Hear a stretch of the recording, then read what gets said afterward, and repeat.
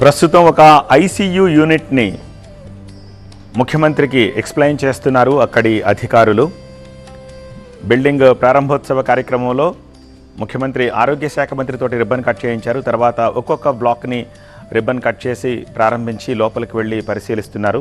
ఈ ఐసీయూ యూనిట్ని ఆరోగ్య శాఖ మంత్రి దామోదర రాజనరసింహ అలాగే మరో మంత్రి పొన్నం ప్రభాకర్లతోటి రిబ్బన్ కట్ చేయించి లోపలికి వచ్చారు ముఖ్యమంత్రి. మరికొద్దిమంది కాంగ్రెస్ ఇతర నేతల్ని కూడా మనం లైవ్లో చూస్తున్నాము. రైట్ సైడు డ్రోన్ విజువల్స్, టిమ్స్కి సంబంధించిన డ్రోన్ విజువల్స్ని చూస్తున్నాము.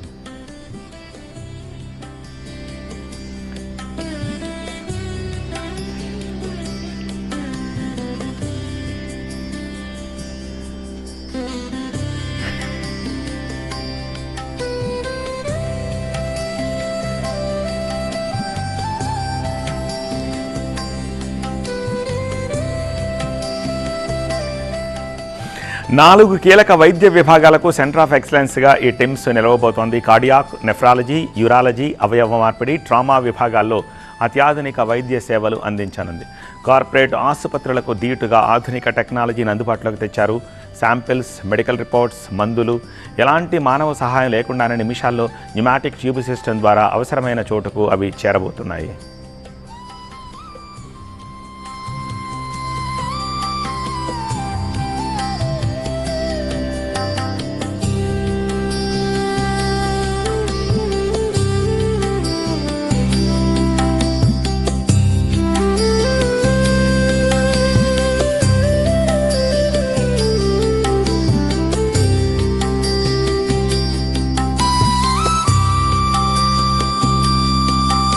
హాస్పిటల్ స్టాఫ్ అంతా కూడా ముఖ్యమంత్రితోటి ఆయనకు పుష్పగుచ్చం ఇచ్చి ఫోటో తీసుకుంటున్నారు. వీళ్ళంతా కూడా గాంధీ, ఉస్మానియా, నిమ్స్ ఆసుపత్రుల నుంచి టిమ్స్కి షిఫ్ట్ అయ్యారు. 200 మందిని కొత్తగా రిక్రూట్ చేసుకున్నారు.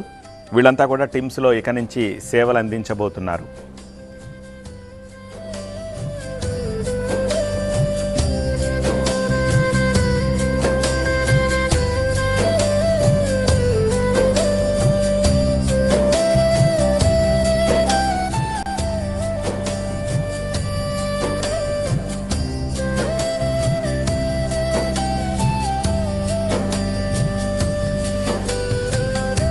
ముఖ్యమంత్రి, ఆరోగ్య శాఖ మంత్రి, హాస్పిటల్కి సంబంధించిన అధికారులు అందరితోటి మాట్లాడుతున్న దృశ్యాలను చూస్తున్నాము. హాస్పిటల్ స్టాఫ్ ముఖ్యమంత్రితోటి ముచ్చటిస్తూ దృశ్యాలు అవి. అలాగే right side TV9 exclusive visuals అవి.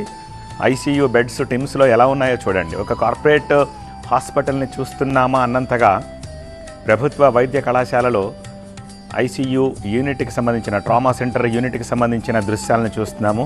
అత్యాధునికంగా, అత్యద్భుతంగా, ఎయిమ్స్కి ఏమాత్రం తీసిపోని విధంగా ఈ టిమ్స్ని ప్రభుత్వం అందుబాటులోకి తీసుకొచ్చింది సాధారణ పేద ప్రజల కోసం.